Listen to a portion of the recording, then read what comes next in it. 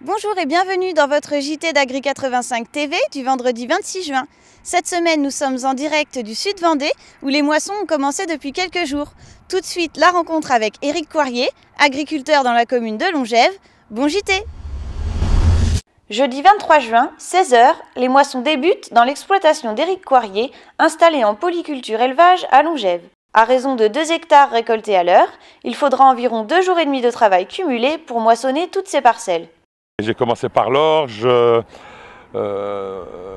après on va faire le blé tendre, c'est-à-dire le biscuitier en premier et puis l'hybride après. Généralement ça se passe pas trop mal, les rendements sont de moyenne 70 quintaux quoi.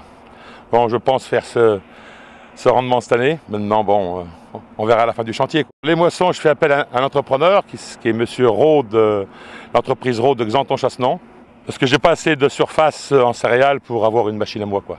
À l'issue de cette première moisson d'orge, Éric Coirier espère atteindre sa récolte moyenne de 70 quintaux par hectare. L'incertitude sera courte. Depuis 5 ans, la moissonneuse de l'entreprise Rho est équipée de matériel permettant de connaître en temps réel le rendement d'une parcelle. Logiquement, sur la machine va me sortir la surface, l'humidité et grosso modo le rendement quoi. Ça nous apporte que finalement on voit à peu près notre rendement à l'instant quoi. L'organisation d'Éric est bien huilée. Tandis que son prestataire continue la récolte, il s'occupe de livrer une première benne à Fontenay-le-Comte au groupe Soufflé. Destiné à la production de bière, ce n'est qu'à ce moment-là qu'il connaîtra la valorisation de ses céréales. Ils vont me dire, de toute façon, dès la première livraison, premier échantillon, ils vont me dire ce qu'il y en a de la récolte quoi.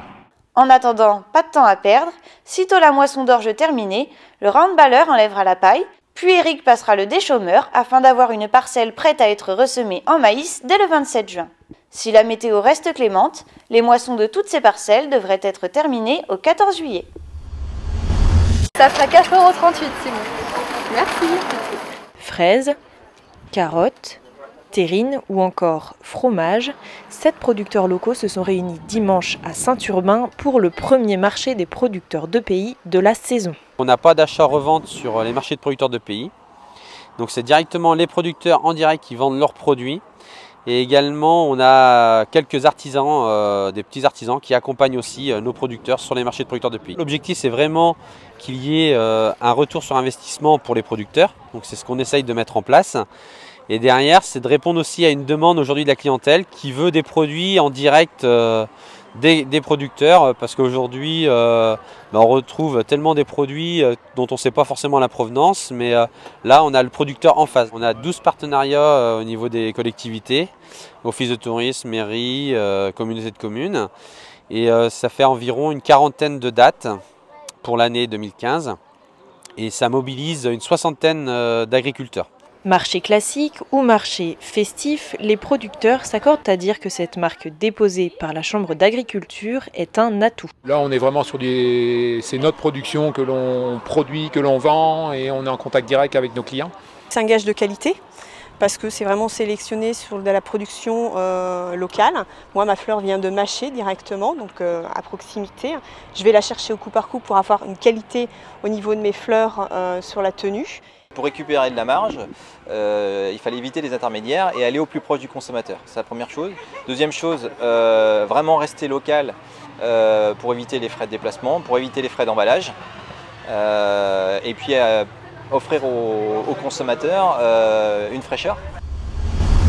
Mardi dernier s'est tenue une réunion pour présenter le projet Agrapi aux agriculteurs de Saint-Aubin-la-Plaine et Nallier, particulièrement concernés par le projet. Il s'agit d'un projet commun entre agriculteurs et apiculteurs. L'ambition est de montrer que cette coexistence est réalisable, voire déjà réalisée. Lancée par les JA de 4 régions de l'Ouest, accompagnée et soutenue par la FDSEA, l'action Partager les marges, sauver l'élevage s'est déroulée dans la nuit de dimanche à lundi et dans celle de mercredi à jeudi. Les agriculteurs ont déversé déchets, pneus devant une trentaine de grandes surfaces pour interpeller sur leurs problèmes de trésorerie et ont tagué routes et banderoles pour demander une revalorisation de 6 centimes d'euros par litre. Le congrès des jeunes agriculteurs s'est déroulé cette semaine au Mans.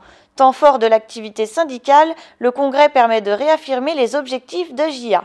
Une délégation vendéenne avait fait le déplacement. Les membres de la section régionale Veau de Boucherie étaient réunis la semaine dernière en Mayenne pour faire le point sur les dossiers d'actualité. Conjoncture, contrat et énergie étaient au programme. Merci de nous avoir suivis, bonne semaine à tous et à la semaine prochaine pour de nouvelles actualités agricoles.